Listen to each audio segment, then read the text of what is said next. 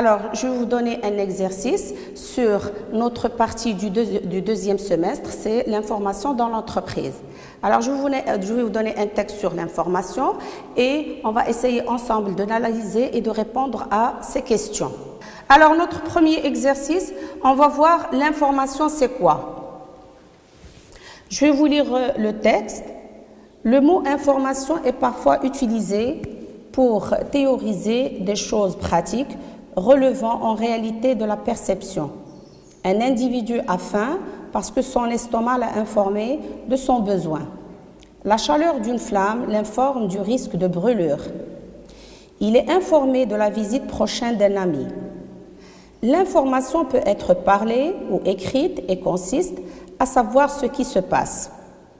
Qu'il s'agisse de l'état du monde ou dans la vie, on qualifie l'information toute donnée pertinente que le système nerveux central est capable d'interpréter pour se construire une représentation du monde et pour interagir correctement avec lui d'un interlocuteur, ce qu'on n'a ni vu ni entendu directement. L'information elle-même est immatérielle lorsqu'elle est utilisée par les hommes. Elle peut être consignée sur un support qui porte alors la valeur de l'information. Un document, un mur, un objet. L'information toutefois est indépendante du support.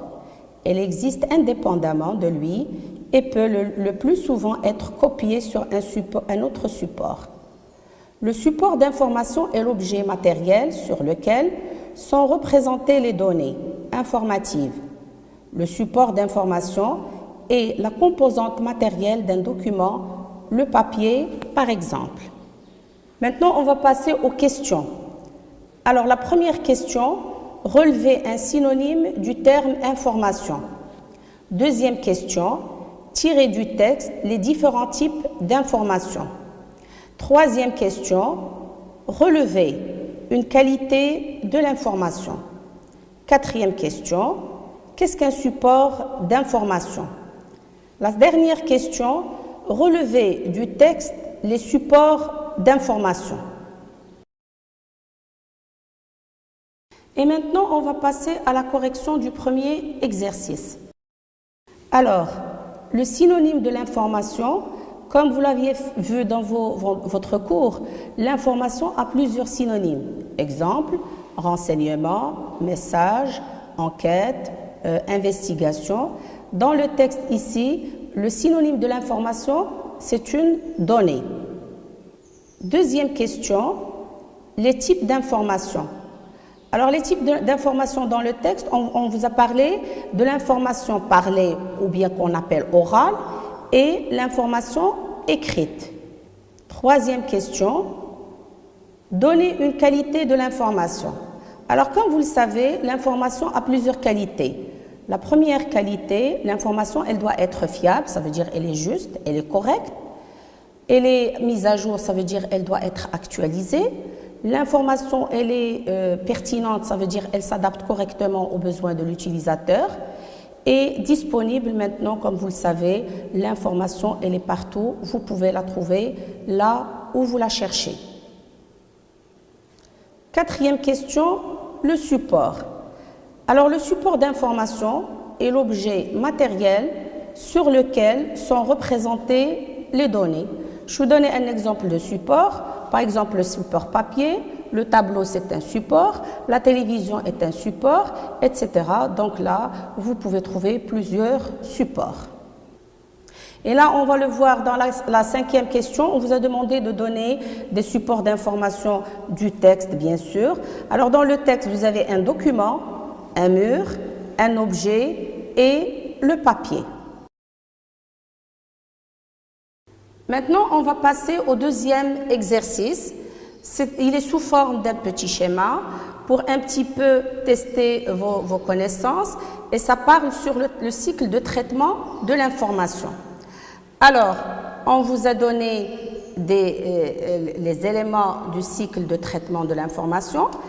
On vous les a donnés en vrac. C'est à vous de les classer par ordre normal ou bien logique. Alors, premier élément, vous avez diffusion, vous avez traitement, vous avez la collecte, l'archivage et la saisie. Comme je l'ai dit tout à l'heure, c'est à vous de les classer. Maintenant, on va passer à la correction de l'exercice numéro 2 qui porte sur le schéma du cycle de traitement de l'information. Alors, on va le faire sur le tableau. Schéma du cycle de traitement de l'information. Alors, ce schéma, il se compose de 5 cases, 5 étapes. Première étape, 2, 3, 4 et 5. Alors, on commence par la saisie. Deuxième étape, la collecte. Troisième étape, le traitement. Quatrième étape, diffusion. Et enfin, archivage.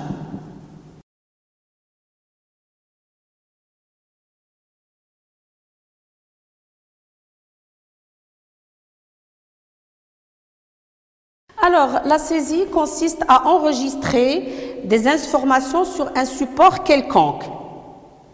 Ces informations, elles doivent être traitées.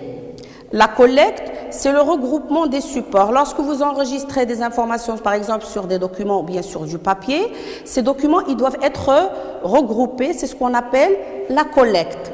Le traitement. Le traitement, ça veut dire on va choisir les informations qui nous concernent et on va rejeter les informations qui ne nous concernent pas. Et le traitement, ça peut être soit une opération de tri, de calcul, etc. La diffusion, une fois l'information elle est traitée, elle doit être diffusée parce que l'information contexte, elle est très importante lorsqu'elle est partagée avec les autres. Après la diffusion, il y a l'archivage. L'archivage, ça veut dire que l'information, elle doit être conservée et surtout les informations qui sont très importantes pour une utilisation ultérieure. Passons maintenant au troisième exercice, qui est un exercice sous forme d'un tableau avec des propositions et c'est à vous de cocher la bonne réponse.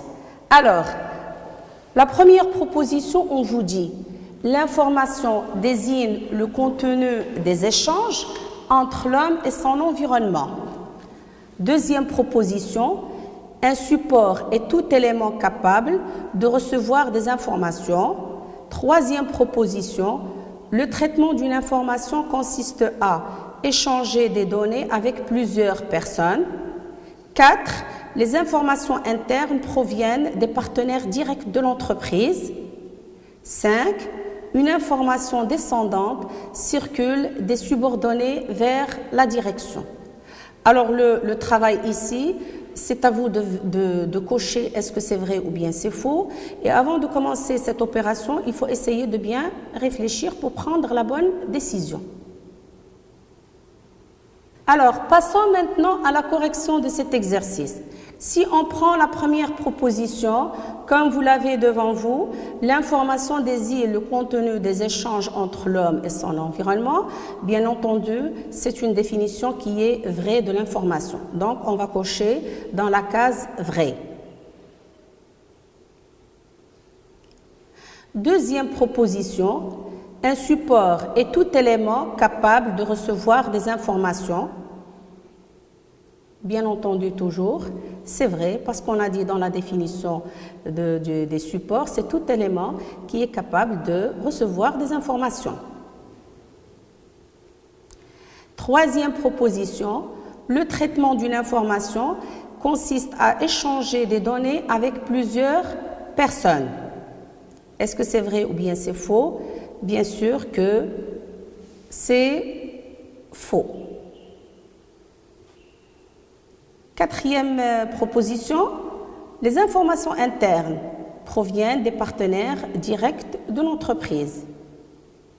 Là, c'est faux parce que les informations internes, elles proviennent de l'intérieur de l'entreprise et non pas des partenaires. Et vous savez que les partenaires directs, ce sont les clients, les fournisseurs et ce sont des gens avec lesquels elle travaille l'entreprise de l'extérieur. Cinquième proposition, une information descendante circule des subordonnées vers la direction. Ça aussi c'est faux parce qu'une information descendante, elle va du bas vers le haut, du haut vers le bas. Et on peut dire le type d'information qui circule du bas vers le haut, c'est une information ascendante.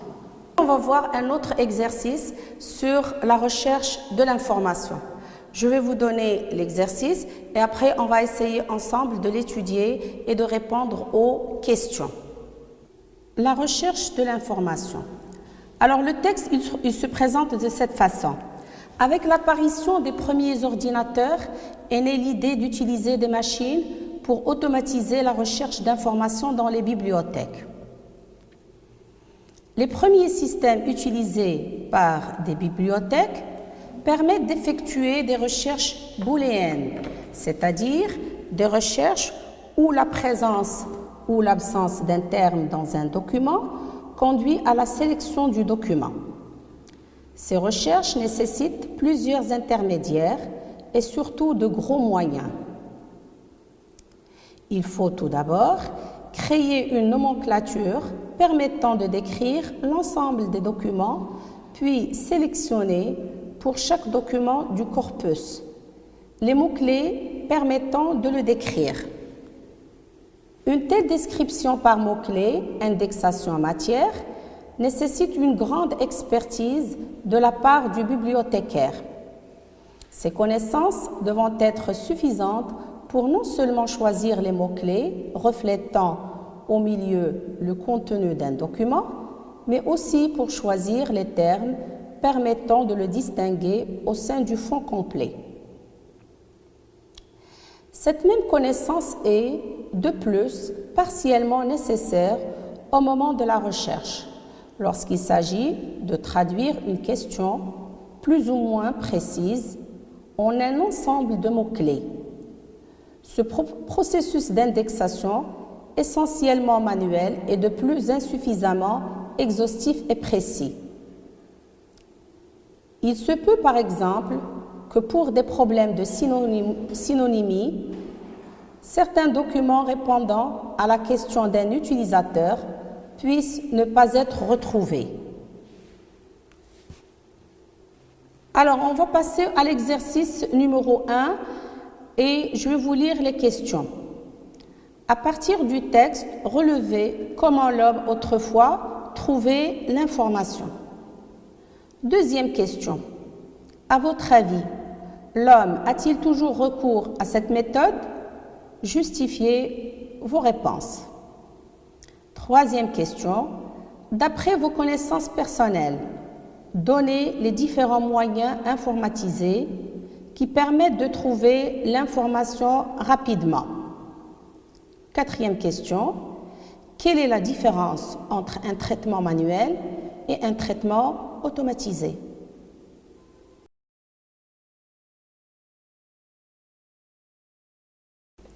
Alors maintenant, on va voir les réponses. Première question, on vous a demandé comment l'homme il trouvait l'information il y a très longtemps. Alors, la réponse, l'homme autrefois trouvait l'information dans les bibliothèques parce que autrefois, il n'y avait pas les moyens informatisés et automatisés. Donc, l'homme, il était obligé de faire des recherches manuelles.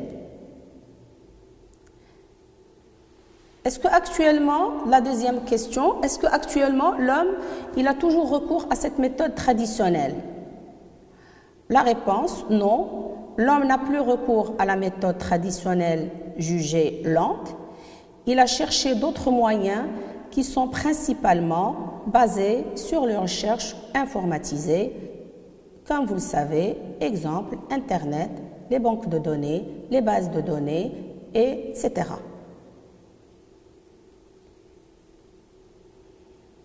Troisième question. D'après vos connaissances personnelles, donnez les différents moyens informatisés qui permettent de trouver l'information rapidement. Comme vous voyez ici, on fait appel aux termes rapidement parce que l'homme actuellement, il n'a plus de temps à perdre. Il veut des moyens qui sont de plus en plus rapides. Alors ces moyens sont les bases de données, les banques de données et Internet. Ce sont des centres dans lesquels on peut enregistrer des informations et auxquels l'utilisateur il peut y accéder par mots-clés ou bien des supports qu'il possède.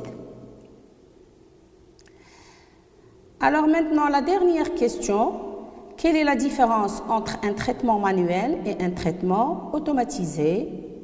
Comme vous le savez, le traitement manuel, il est fait manuellement, ça veut dire sans faire appel à une machine, et il est réalisé sur un support papier, tandis que le traitement automatisé, là, c'est l'introduction de la machine qui a permis à l'homme de trouver des informations qui sont variées, qui sont différentes, rapides, sur des supports informatiques.